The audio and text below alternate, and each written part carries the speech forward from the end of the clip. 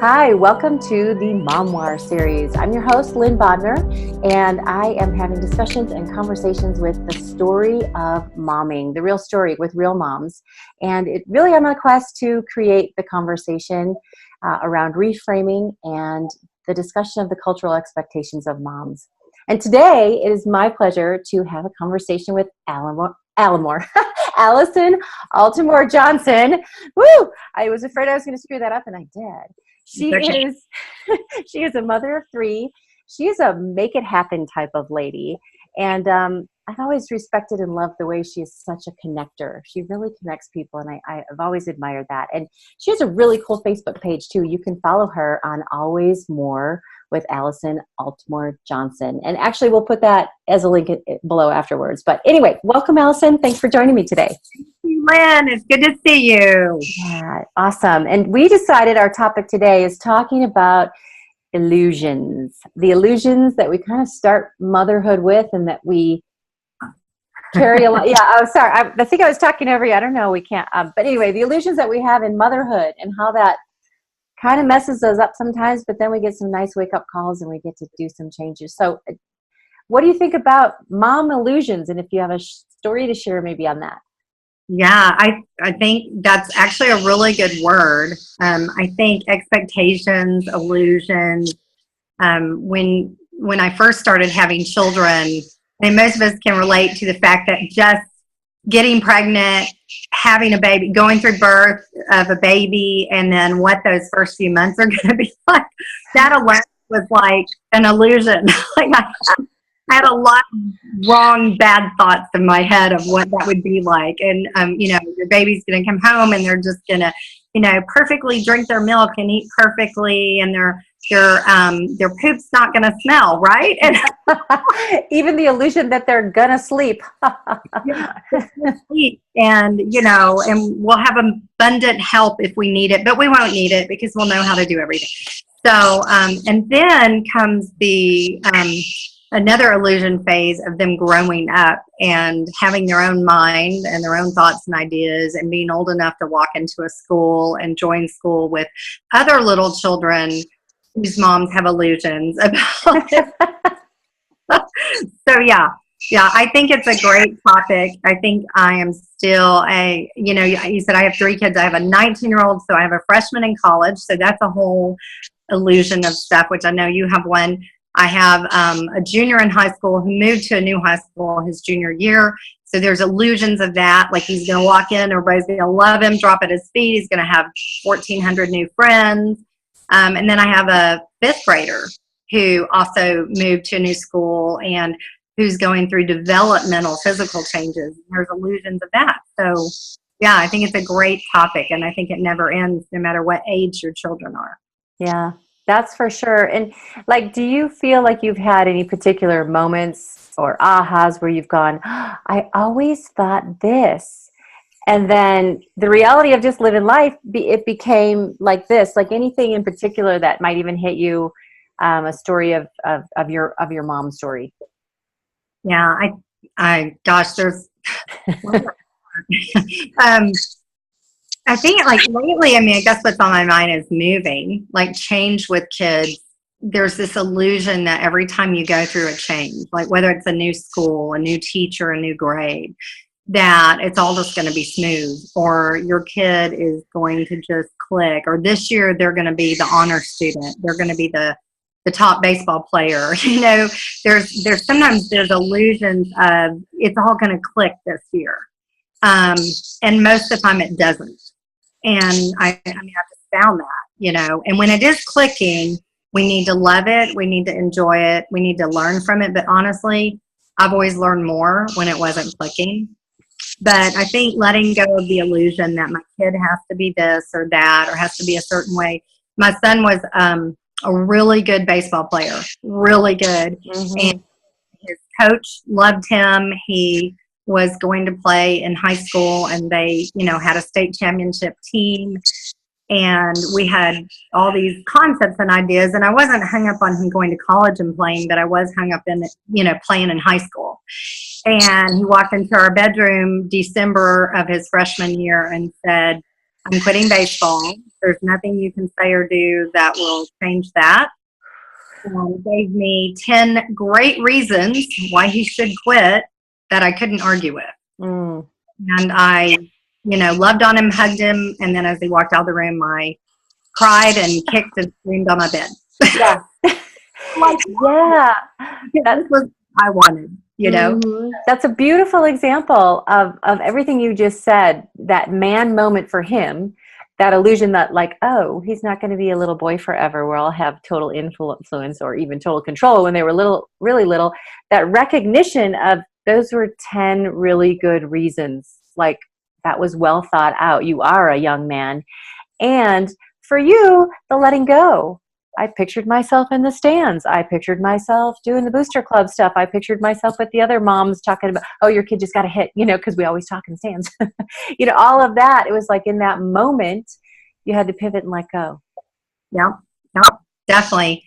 So it was hard. And I know you've had kids who have played sports and done things like that too. So yeah, it is. It is. There's some illusions in the world. I think there's a lot of folks who think their kid should be the star at all moments. And that's a real cautionary tale, because if every parent thinks their kid should be the star, how does that add up? It doesn't make sense mathematically, right?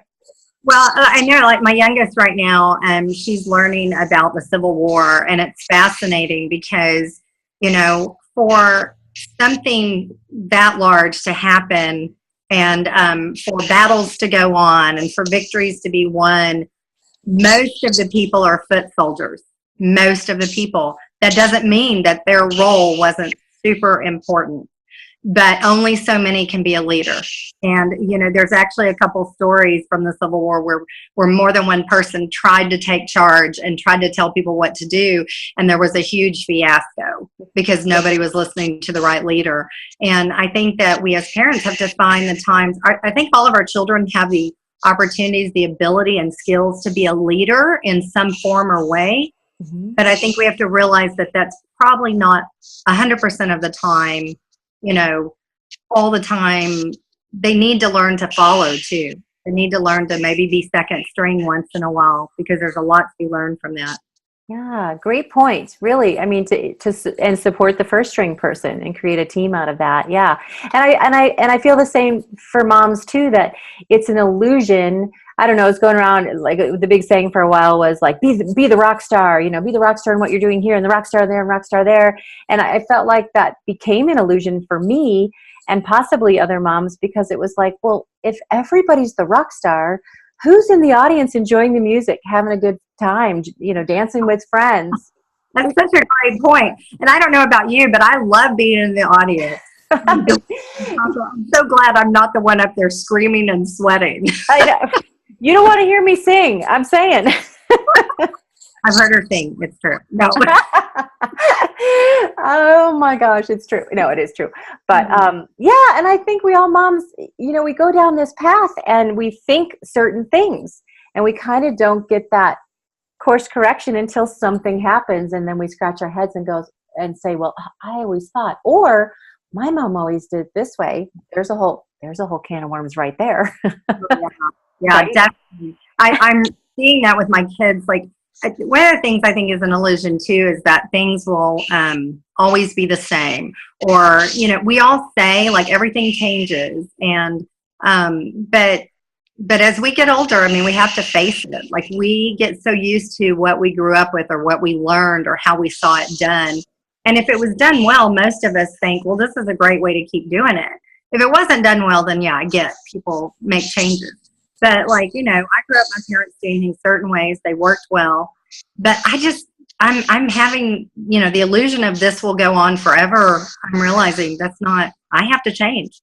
Times are changing. What my kids are interested in, what they're doing is changing. And good parenting isn't just disciplining, teaching your kids values, principles, characters.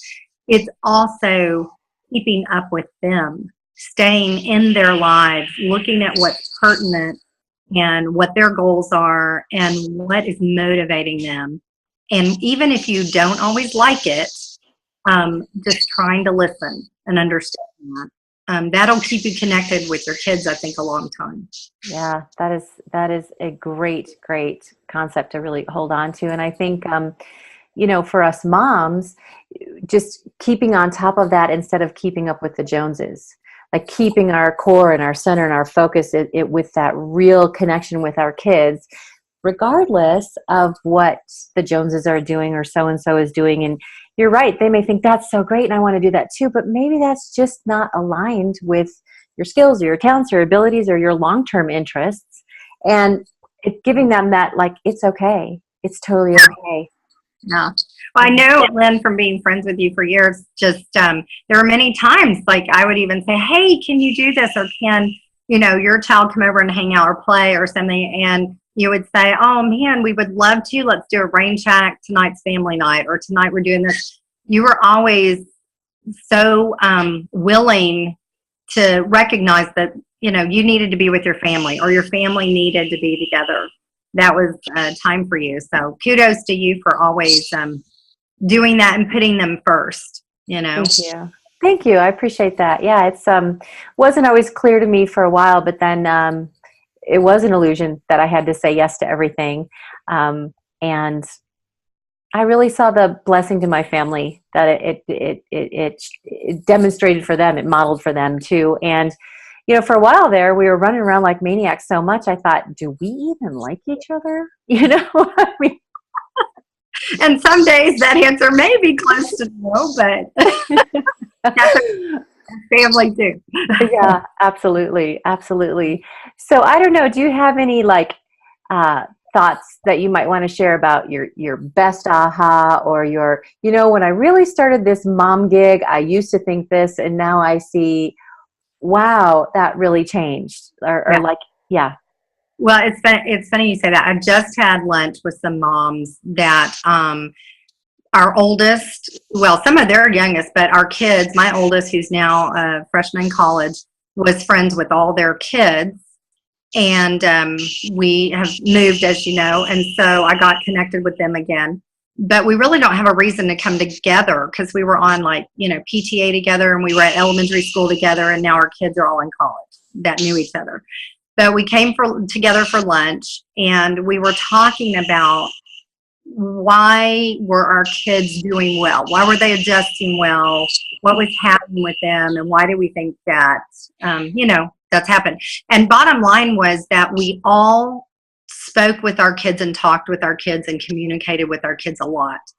And it sounds like people go, well, I talk to my kid, and I get that. But this is truly listening from very young ages, like even babies, 2-year-olds that are sitting in the back seat, just mommy talk to them. Hey, I hope you had a good day at preschool today. Mommy loves you so much. Mommy's having a rough day. Oh, that guy's not driving well, and that makes mom upset. Literally letting them know, hey, you're a part of my life, and I'm going to talk not just to you, but with you. And it grows the child. And it also shows them very early on that there's this open door of communication. And if your child feels like they can speak to someone and they're not going to be shut down, they're going to be listened to, even if you completely disagree, you're going to respectfully disagree, but you're still going to hear them out. Mm-hmm. And I think that for me, that's probably been my biggest aha. Is like, why does my kid do what he does today? Why does he still talk to me? Or why does he tell me stuff that sometimes I really don't want to know?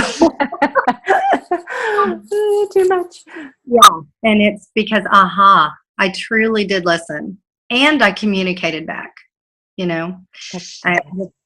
I think you may not know all the answers to okay, what do I tell them on this matter? Or how do I discipline here? But if you just keep talking with an open mind.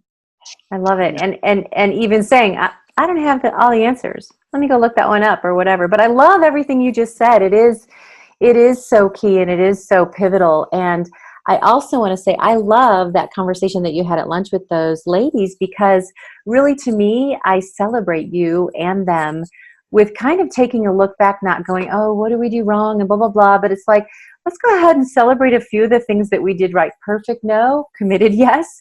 And we did do a lot of things right along the way. So hats off to you on that. I think we need to do more of that as moms as well. Right. And, and it's not coming from a place at all. I never have come from a place, and I know you don't either, of, hey, I've got this figured out, or I now I have older kids, or I'm an older mom, more experienced, whatever. I have come from a place my entire life of, what can I do to make things around me better? What can I do to help somebody figure out how to do this a little better, or to realize, hey, you're not alone. Yeah.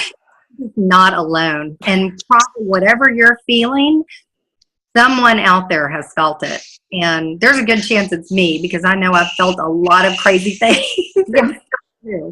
And that is so perfect. That is what this Momware series is about in a nutshell. That probably says it much, much better than my introduction. But yeah, I appreciate that. And it is such a perfect summary. And I just want to thank you so much for coming on and having this discussion. And I'm wondering if you would continue the discussion at some point, come back and we can talk about another topic.